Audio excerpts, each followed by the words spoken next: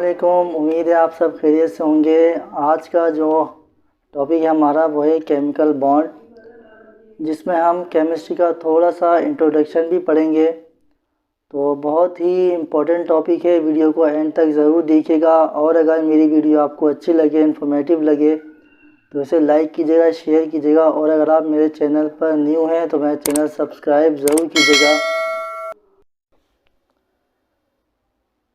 दरअसल कोई भी सब्सटेंस या प्रोडक्ट जो है वो मुख्तलिफ एटम्स के मुख्तलिफ अंदाज में कंबाइन होने की वजह से बनते हैं। यहाँ पर ये बात समझने की ज़रूरत है कि जब भी कोई कंपाउंड बनता है या कोई सब्सटेंस बनता है या कोई प्रोडक्ट बनता है तो उसमें सबसे मेन जो रोल होता है वो एटम्स जो आपस में कंबाइन करते हैं उनका होता है। वो किस अंदाज से कंबाइन कर रहे हैं, किस तरह से कंबाइन कर रहे हैं।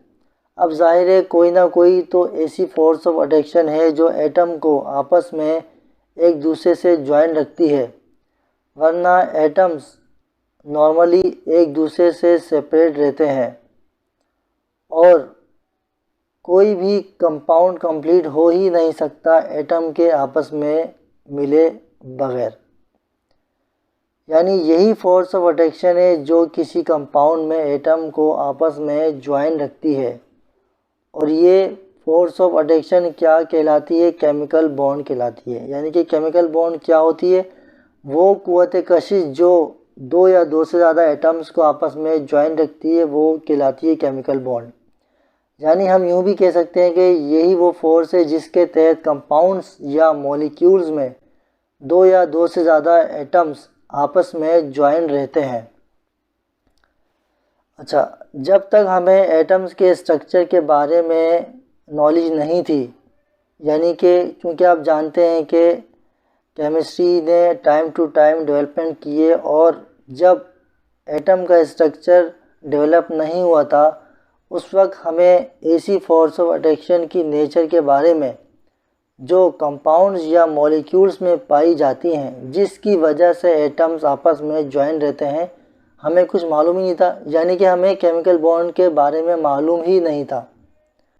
लेकिन अब हमें ये मालूम हो गया है कि ये फोर्स की जो नेचर होती है वो इलेक्ट्रिकल नेचर की होती है। अच्छा, एक और बात समझने की यहाँ पर ये है कि जब भी केमिकल बॉन्डिंग होती है तो एटम्स के दरमियान जो इलेक्ट्रॉन्स होते हैं उसकी स्ट्रक्चर में चेंजेस आती हैं। यहाँ हमें एक और बेसिक टर्म सीखने का मौका मिलेगा, वो ये है कि किसी भी एटम के लास्ट वाले शेल में या ऑर्बिट में मौजूद इलेक्ट्रॉन्स जो होते हैं वो वैलेंस इलेक्ट्रॉन कहलाते हैं। इनके कोई भी एटम है उसका जो लास्ट वाला शेल है उसके अंदर जो इलेक्ट्रॉन होते हैं वो वैलेंस इलेक्ट्रॉन होते हैं।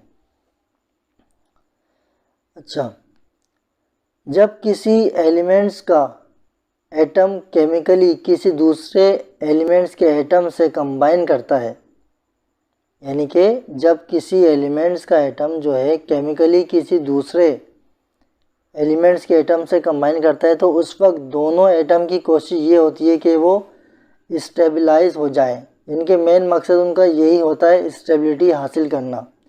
यानी इनके लास्ट शेल में या तो 8 इलेक्ट्रॉन आ जाएं या तो 2 इलेक्ट्रॉन हो जाएं। 8 इलेक्ट्रॉन जो है वो हीलियम और हाइड्रोजन के बगैर ही मुमकिन है, क्योंकि अगर इनके लास्ट शेल में 2 इलेक्ट्रॉन आ जाएं तो वो स्टेबल हो जाते हैं, क्योंकि इनके शेल में ऑलरेडी 1 इलेक्ट्रॉन मौजूद होते हैं। 2 इलेक्ट्रॉन आने से ये स्टेबल हो जाते हैं। अच्छा, ये सब एक जनरल उसूल के मुताबिक होता है। अच्छा, इसमें मेन मकसद क्या होता है? एटम को स्टेबिलिटी हासिल करना।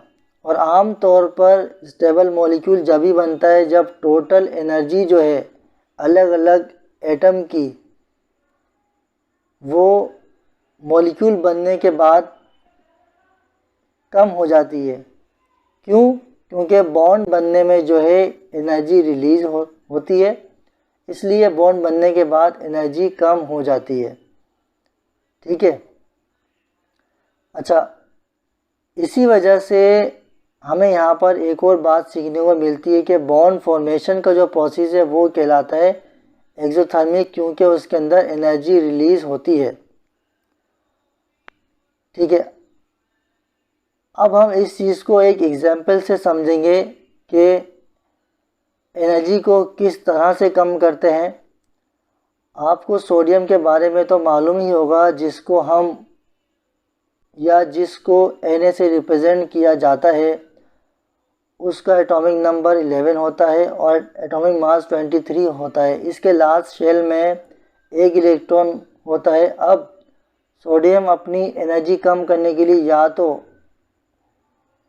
एक इलेक्ट्रॉन रिलीज़ कर देगा या फिर 7 इलेक्ट्रॉन को गेन करेगा स्टेबिलिटी हासिल करने के लिए, क्योंकि एक इलेक्ट्रॉन को रिलीज़ करना ज़्यादा आसान है बनिस्बत इसके कि वो 7 इलेक्ट्रॉन को गेन करे, क्योंकि उसमें टाइम ज़्यादा दरकार होगा।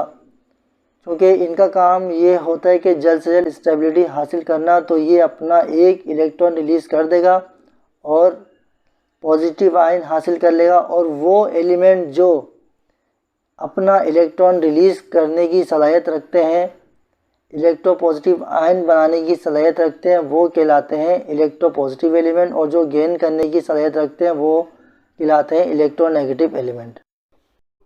तो ये था हमारा आज का लेक्चर। उम्मीद है आपको समझ आ गया होगा। नेक्स्ट वीडियो में जो हमारा टॉपिक होगा वो होगा टाइप्स ऑफ केमिकल बॉन्ड, कि केमिकल्स बॉन्ड किस टाइप की होती हैं और एटम्स जो कंबाइन करते हैं वो किस तरह से कंबाइन करते हैं, ट्रांसफ़र होते हैं या शेयरिंग होती है। तो नेक्स्ट वीडियो तक के लिए मुझे इजाज़त दीजिएगा। अपना ख्याल रखिएगा और मुझे अपनी दुआओं में ज़रूर याद रखिएगा। अल्लाह हाफ़िज़।